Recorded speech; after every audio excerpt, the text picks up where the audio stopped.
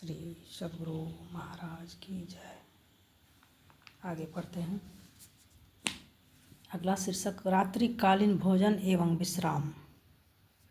रात्रिकालीन सत्संग समाप्त होने पर पूज्य श्री रामलगन बाबा, पूज्य श्री हरिनंदन बाबा और मैं इनमें किन्हीं से कहते हैं, जाकर देखो भानस रसोई तैयार हुआ कि नहीं।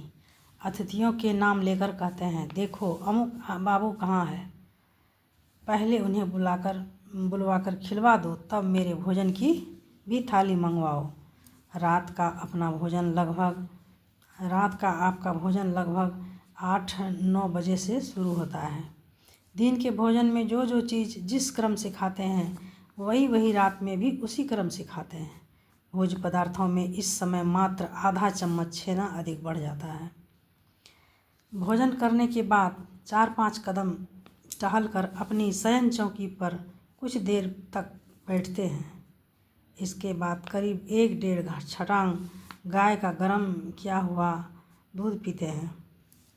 कुल्ला करके कुछ देर तक और बैठते हैं। फिर रात्रिकालीन शयन के लिए बाईं करवट लेटते हैं। जब इस स्थिति में रहते हुए नाक का दायां स्वर खुल जाता है तब चित्त लेटते हैं। चित्त लेटने पर कभी थोड़ी देर तक जगे रहते हैं, कभी तुरंत नींद में चले जाते हैं। पूज्य श्री रामलगन बाबा, पूज्य श्री हरिनंदन बाबा और मैं आपके घुटने के नीचे दोनों पैरों में सरसों तेल से कुछ देर तक मालिश करने के बाद छोड़ देते हैं। भोजन के समय कभी कभी आपका खिलखिलाकर हंस उठना, रो पड़ना, किसी अदृश्य व्यक्ति को डांट देना, किसी भक्त का नाम लेकर उसे बुलाने कहना, कभी अंतर्मुख हो जाना, फिर बहिर्मुख होकर भोजन करने लगना, रसोई घर भेजकर देखने कहना कि जाकर देखो कौन कौन खा रहे हैं, आदि भी होता है।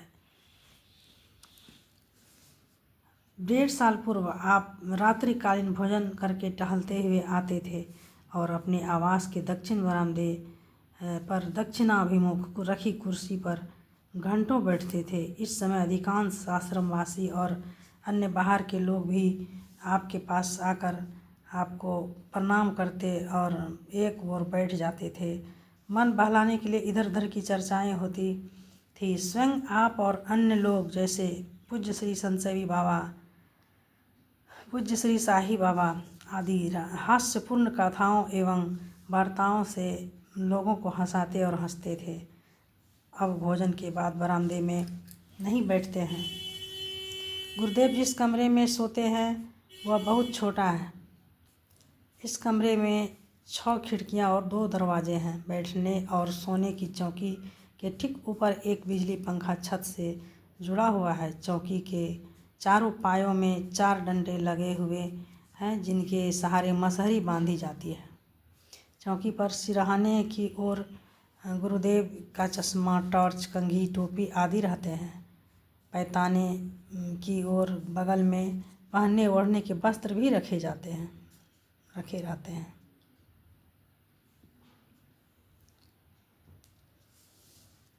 आज के लिए इतना ही, आगे फिर कल सुनाएंगे। श्री सद्गुरु महाराज की जय।